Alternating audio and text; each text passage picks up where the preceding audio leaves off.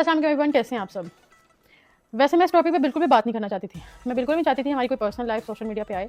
और पहले भी जब वीडियोस बनी थी तो मैंने इनसे रिक्वेस्ट की थी कि मुझे मेरी बेटी को डिस्कस ना किया जाए। लेकिन जब भी इन्होंने अपना कोई गाना निकालना होता है तो एक क्यों लग जाता है और उसके बाद हमें डिस्कस किया जाता है सिर्फ व्यूज़ के लिए।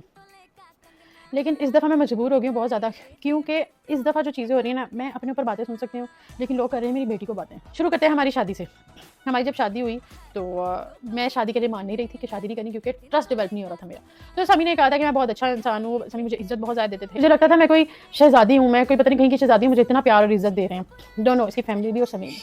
इन्होंने कहा मुझसे शादी करो, तो मैंने कहा अगर आप मुझे छोड़ दो तो उन्होंने कहा हक महर लगवा लो, कोई मसला नहीं, हम तुम्हें छोड़ दें, हक महर तो होता है ना सिक्योरिटी के लिए, लगवा लो, कितना लगाओ। मैंने कहा 1 करोड़ लिख दिया, कहते 2 करोड़ लिखवा लो, मसला नहीं। मैंने कहा ठीक है 2 करोड़ लिखेंगे हक महर। हक महर 2 किस्म के होते हैं, एक मौजुल और एक गैर मौजुल। जो मौजुल होता है वो उसी वक्त देना होता है, अदायगी होती है, वो हमारा 10,000 था। तो गैर मौजुल होता है ना, उस पर मैंने बात की थी कि 2 करोड़ लिखवाया जाए। वो ये होता है कि अगर शौहर आपको तलाक दे तो उसको देना पड़ता है, ये लड़की की अपनी सिक्योरिटी के लिए होता है हक महर।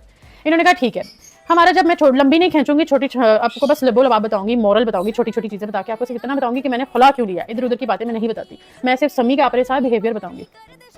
हमारा जब निकाह होने लगा तो समी मेरे पास आया कि 2 करोड़ शहर, अब जब पहले 2 करोड़ पे डिसाइड हो गया, सब कुछ हो गया, लेकिन मैं जब तैयार होकर बैठी हूँ दुल्हन बन के निकाह के लिए, तो मेरे पास आया शहर 2 करोड़ नहीं लिख सकते हक महर, बड़ा मसला हो जाएगा। मैंने कहा क्या मसला होगा। मैंने कहा टैक्स का इशू आ जाएगा बहुत ज़्यादा, कि तुम तो कुछ करते नहीं हो तो तुमने 2 करोड़ हक महर क्यों लिखवाया, कहीं तुम कोई गलत चीज़ तो नहीं करते, तुम किसी घर को गलत कारोबार में तो नहीं हो।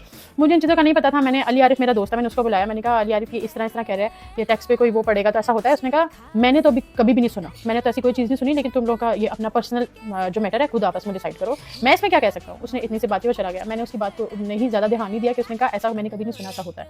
मैंने कहा समी ठीक है आप 50 लिखवा लें, मसला नहीं है। समी ने कहा अच्छा। समी ने क्या किया, समी ने जाके मौलवी को कहा कि आप बीच में 5 लाख लिखें, लेकिन जब आप निकाह पढ़वाएंगे तब आपने वहाँ पर दुल्हन के सामने बोला है 50 लाख हक महर। तो जब हमारा निकाह हुआ है, पहले मौलवी ने कहा 5 लाख, तो समी ने कहा मौलवी साहब 50 लाख बोल रहे हैं। समी ने कहा 50 लाख बोला है, उसकी वीडियोज़ भी हैं सोशल मीडिया पर शायद पढ़ी हूँ कि जब हमारा निकाह हुआ तो मैंने कहा हक महर 50 लाख, आपको ये निकाह कबूल है। तो मैंने कहा हाँ जी कबूल है, हमारा निकाह हुआ है। उसके बाद 3 महीने तक, क्योंकि मौलवी लोग अपना लेकर आए थे, 3 महीने तक मुझे इन्होंने निकाहनामा नहीं दिया। मैंने 3 महीने तक मांगा, मैं उसके बाद मैं डर गई। मैंने कहा शायद मेरे साथ कोई धोखा हो गया है, कोई चीज़ हो गई है, मुझे हक क्यों नहीं दे रहे, क्या कहते हैं निकाहनामा मुझे क्यों नहीं दे रहे।